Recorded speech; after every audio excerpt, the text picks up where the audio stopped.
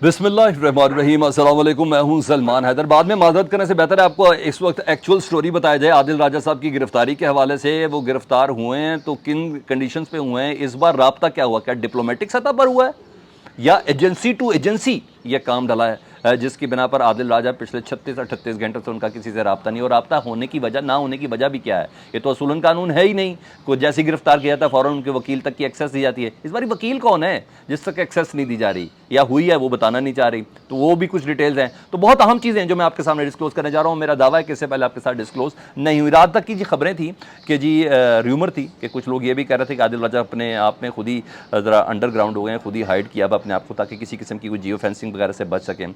और यही वजह थी कि वकील से भी रब्ता नहीं हुआ, अभी तक तस्दीक की थी कि वकील से कोई रब्ता हुआ। तो ये सारी चीज़ें बता रही थी कि नहीं, उनका गिरफ्तार नहीं किया गया है ना। तो और यही चीज़ें उनकी गिरफ्तारी की खबरों को मशकूक कर रही थी।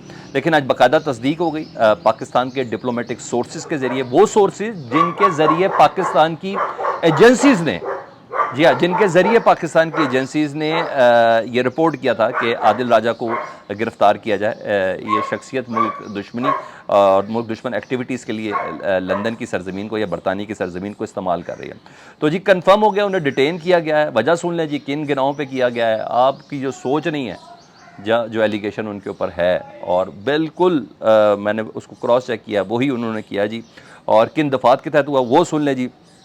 और जिन पे हिरासत में लिया गया है, बहुत सी इंतशार फैलाने वाली चीज़ें जी, जिसकी बिना पर यूके अथॉरिटीज़ को उसके ऊपर एक्शन लेना पड़ा, मजबूरी बन गया जी उनका उस पर करना कि उनका कंटेंट तो बहुत अरसे से वो फ़ौज मुखालिफ चला रहे थे, इदारों के मुखालिफ चला रहे थे। इस बार क्या ऐसा वायलेट किया जी, इस बार गिरफ्तारी क्यों मजबूरी बनी है जी, वो ये सुन लें। वो है 9 मई का कंटेंट उनका, 9 मई को, जिसमें वो ये कह रहे हैं पाकिस्तान तहरीक इंसाफ के वर्कर्स को कि आप आईएसआई के हेडक्वार्टर में जाओ, वहाँ हमला करो। आप पारा में, वहाँ इमरान खान को रखा गया, ठीक है जी, वहाँ हमला करो। सेफ हाउसेस के फर्जी एड्रेसेस इन्होंने दिए कि वहाँ जाके हमला करो।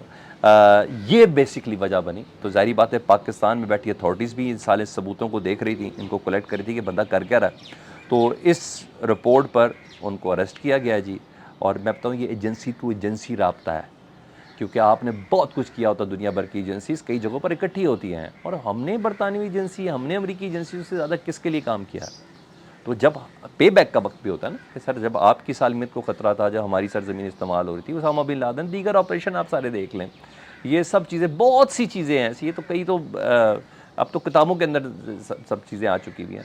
तो आपका भी होता है कोई, ये एक रेड लाइन थी ना जी, शरपसंदी की तरफ उकसाना। इस पर रिपोर्ट हुआ जी, चार्ज उनके ऊपर जो लगा जी लंदन में, सुन ले, शरपसंदी की तरफ उकसाना, अवाम को नफरत अंगेज़ी की तरफ उभारना, बेबुनियाद और गलत मालूमात का प्रचार और रियासत मुखालिफ प्रोपेगेंडा, मुल्क भर में फसादात को जन्म देने वाले अनासर का हिस्सा बने। ये जुराम है जी।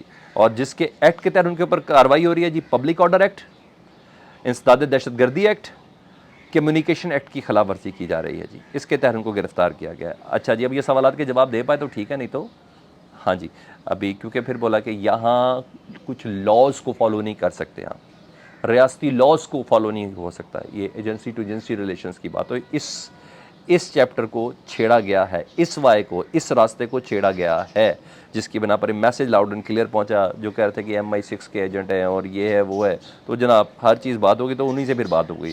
तो मैसेज पहुंच गया कि जो एक मखसूस लाइन को क्रॉस करेगा, और रियासत की जो लाइन होती है, यानी पाकिस्तान की शहरियत रख के भी आप कुछ इस तरह की बातें करेंगे तो हम आपसे दूर नहीं हैं। बाकियों को भी पैगाम पहुंच गया। साबिर शाकिर के ऊपर FIR चली गई है जी, मोहित पीरज़ादा के ऊपर हो चुकी है जी, और सैयद अकबर हुसैन है कि आप सब 9 मई के बगावत में मुलव्वस का इल्ज़ाम है। तो फ़ौज ने जो फैसला किया था मुल्क से बाहर लोगों का, उनके खिलाफ कार्रवाई का, तो उसको कॉपी पेस्ट करने का वक्त हुआ चाहता है।